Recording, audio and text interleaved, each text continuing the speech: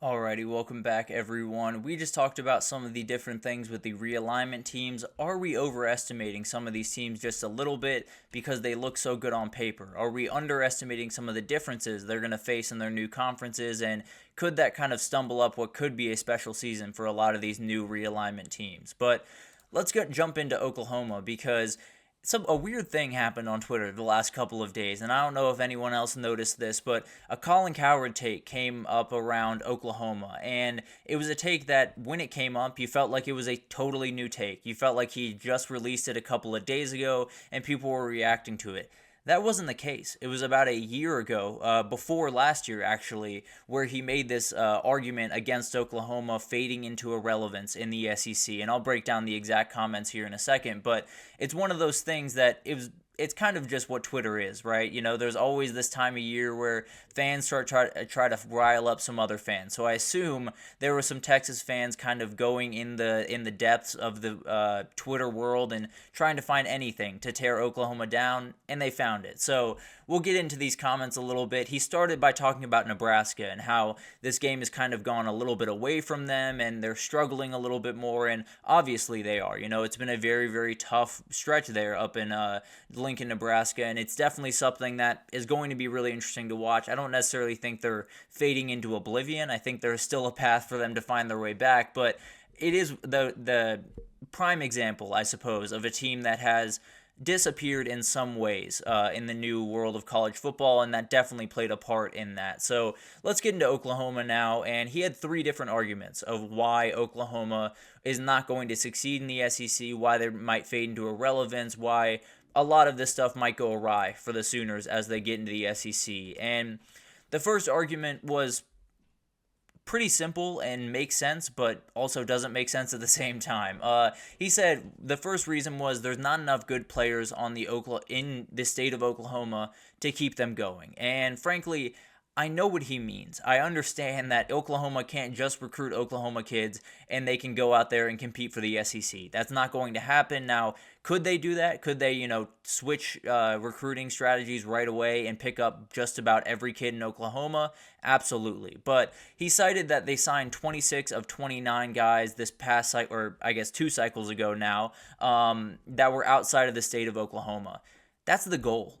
Every single team around the country, that's the same exact goal. You know, Georgia, they have way more kids at their disposal in state. There's no two ways about that. But they want to go to California. They want to go to New York. They want to go to Texas. They want to go to Florida because that's where a lot of the elite players are. If you are an elite program at this point and you're not recruiting out of state, you're not an elite program for very long. I just plain and simple. So when you look at Oklahoma, yes, they don't bring in a ton of guys from Oklahoma. You know what they do? Bring in a ton of guys from Dallas, which is one of the biggest recruiting hubs in the entire country, and they're closer to it than Texas is. So just to give you an idea, I understand the state lines mean something, but believe it or not, you can drive right through them and you can recruit guys from Texas. And yes, you do have to convince them to come to Norman, Oklahoma. It's not as hard as you think it is. With a program like that has been so historic, that has been a part of college football's fabric for quite some time, I promise you, it's not too hard to get guys to sign on to that program. But it's also one of those things that Oklahoma's been doing this for a really long time. It's not like, they're just walking into the world where they have to compete with SEC teams for recruits. They walk into those areas all the time, whether it was in Texas or going down into Louisiana and battling LSU. They actually did it this past cycle with Dominic Williams and won that battle. And then there's a number of other ones. They try to dip their toe into Georgia when they can, into Florida when they can, and in those races, they've had to beat out some of the SEC teams. So while, yes, you're going to compete against more SEC teams, while, yes, you don't have that in-state talent that everyone else does pretty much across the SEC, you have more than enough ability to go down to Dallas and get a number of guys. You have more than enough ability to take a private jet out to California and get some guys like they got Marcus Harris this past time. So there's a million different ways to recruit, and the idea that, Oklahoma has to sustain itself based off what they have in Oklahoma just isn't true. I understand that, locking down your state is a big deal. It's not nearly as big of a deal like for a team like Oklahoma that can go out and get just about anyone they want from just about any state they want. I believe they have 13 different states represented in their class this upcoming year. So Oklahoma's going to do them. They do a national recruiting approach. That's the way it is. And frankly, the amount of players that are willing or able to play at Oklahoma in the state of Oklahoma isn't very high. So at the end of the day, you're going to have to go national, and maybe it'll be a little bit tougher, but it's not something that Oklahoma hasn't dealt with in the past.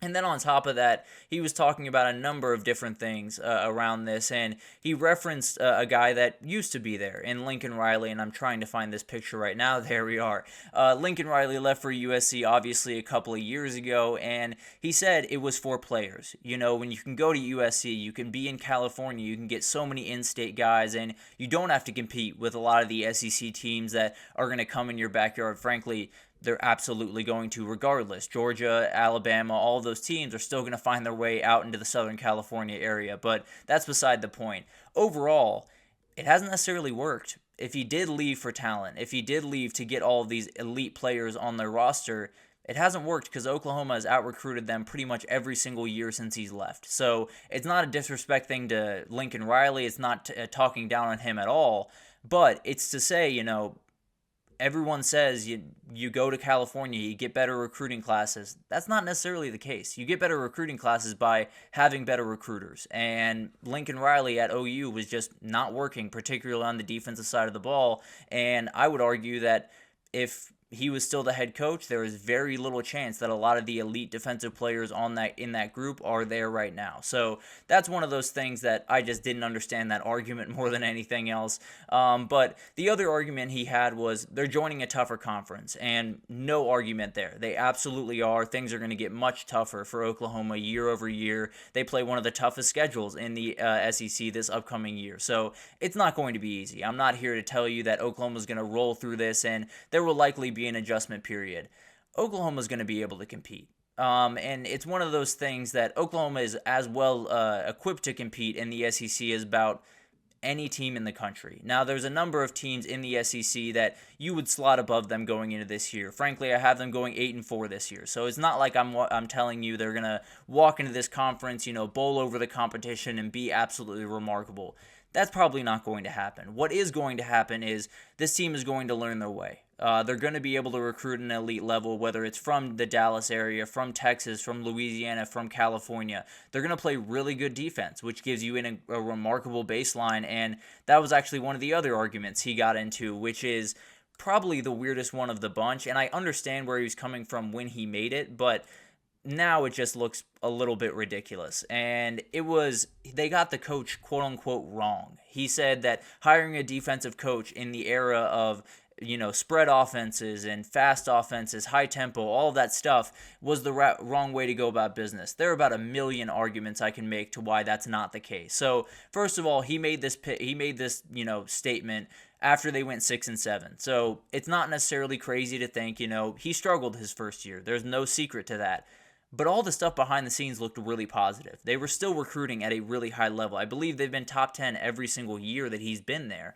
They were still, you know, improving that defense. Even when they, you know, came out on the wrong side of games, it was a different type of game than they've been playing in the past, and likely one that they were going to have to play more in the SEC. So it was one of those things that, yes, they went 6-7. Yes, it was a frustrating season for Oklahoma, but a lot of things were still moving in the right direction. So it took kind of reading between the lines. It took kind of, you know, looking a little bit deeper than what happened on the field to see what was going to happen at Oklahoma. And I understand that, and not necessarily tearing him down for this part of it quite as much. But overall, Brent Venables is special. I think he's one of those head coaches that is going to be at that university for a very long time, is going to win a lot at that university, and might just walk out the door with a national title on his hip. So overall, I think we talk about so many different things, and there's so many different arguments for why this coach is wrong or that coach is wrong, but the idea that he's a defensive coach and that's the problem is outright insane. I'm just being totally honest. If he wants to go look up Kirby Smart's Wikipedia, he's more than welcome to do that. If he wants to go look up Dan Lanning's, he's more than welcome to do that. If he wants to go look up Nick Saban's, he's more than welcome to do that. But the reality is the idea that this game is going away from defensive coaches, and if you have a defensive head coach, you're going to have a problem, is just plain false. You know, in fact, it's kind of been going the opposite direction with Michigan and Georgia being those dominating defensive forces. points per game has been going down. And that is a huge, huge moniker for this, where you can say all you want, this game is becoming more offensive centric and all of that different type of thing.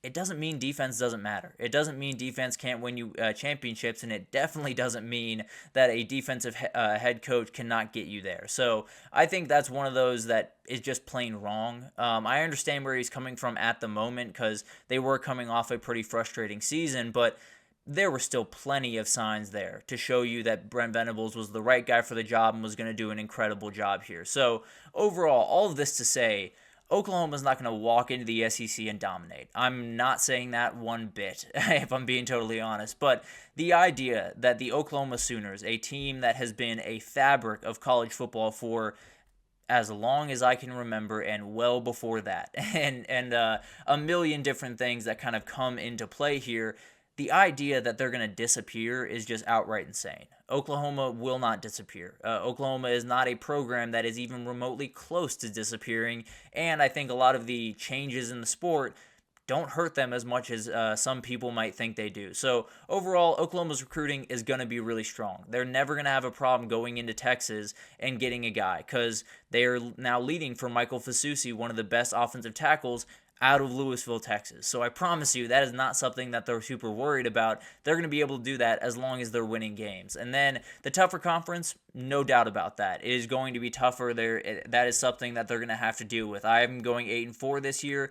That doesn't mean that this thing can't be rolling in 2025 and they can't be one of the big-time players in this conference that year. So it's one of those things that, yes, it might be an adjustment period, but Oklahoma is not going to just fade off into oblivion, lose 6 games a year, barely be a bowl game team the next little bit, and then be someone they forget about. I promise you that is not going to happen to Oklahoma, and I think Brent Venables is a huge reason for that. He is one of the most confident, one of the most impassioned, one of the best fit coaches in where he is right now, right along with Mike Elko at Texas A&M. So I do think this is one of those arguments that I understand where he's coming from. I understand the argument that he was trying to make, and I understand that some of the points that he made make sense in a grand scale.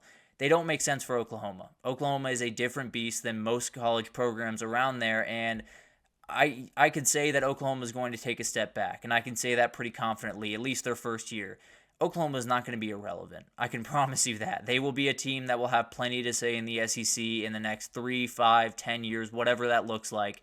Oklahoma will be a team that every single year will not be at the bottom of the barrel in the SEC. They will be right among the second, first tier, and they're going to be in the mix for SEC titles down the road. But overall, this is just another reminder that although this prediction did happen last year, I don't want to tear apart Colin Cowherd for this, but it does give you the reminder that there are a lot of people that are just checking back into the sport, that are realizing, college football's coming up next week, and we got to get ready, and there's going to be some takes that are going to make you frustrated.